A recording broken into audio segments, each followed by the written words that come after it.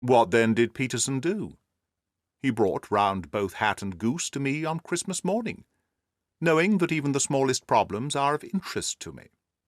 The goose we retained until this morning, when there were signs that, in spite of the slight frost, it would be well that it should be eaten without unnecessary delay. Its finder has carried it off, therefore, to fulfil the ultimate destiny of a goose, while I continue to retain the hat of the unknown gentleman who lost his Christmas dinner. Did he not advertise? No. Then what clue could you have as to his identity? Only as much as we can deduce. From his hat? Precisely.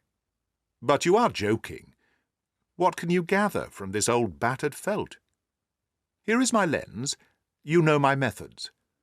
What can you gather yourself as to the individuality of the man who has worn this article? I took the tattered object in my hands and turned it over rather ruefully.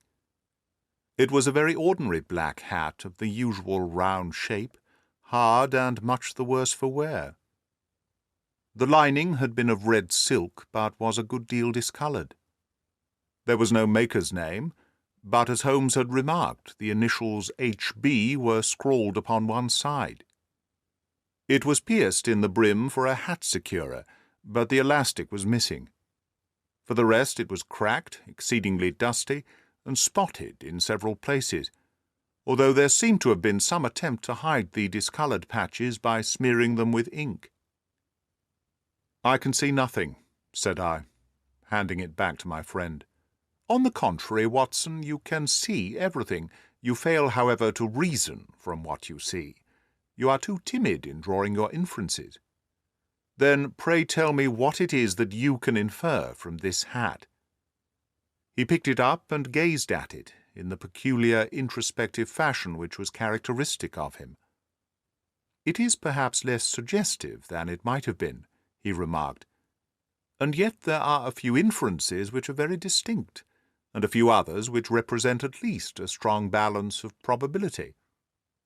That the man was highly intellectual is of course obvious upon the face of it, and also that he was fairly well-to-do within the last 3 years, although he has now fallen upon evil days.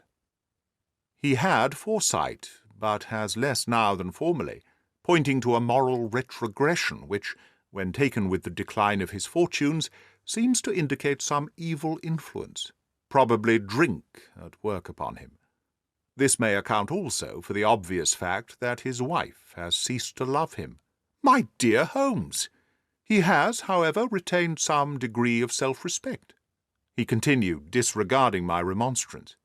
"He is a man who leads a sedentary life, goes out little, is out of training entirely, is middle-aged, has grizzled hair, which he has had cut within the last few days, and which he anoints with lime cream. These are the more patent facts which are to be deduced from his hat.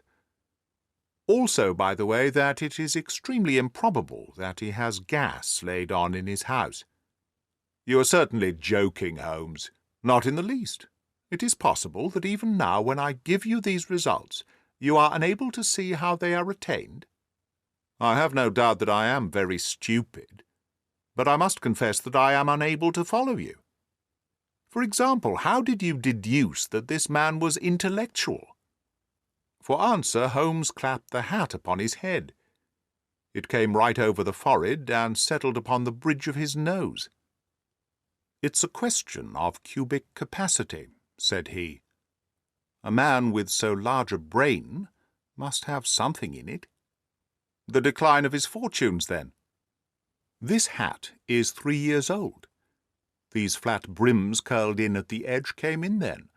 It is a hat of the very best quality. Look at the band of ribbed silk and the excellent lining. If this man could afford to buy so expensive a hat 3 years ago, and has had no hat since, then he has assuredly gone down in the world." "Well, that is clear enough, certainly. But how about the foresight and the moral retrogression?"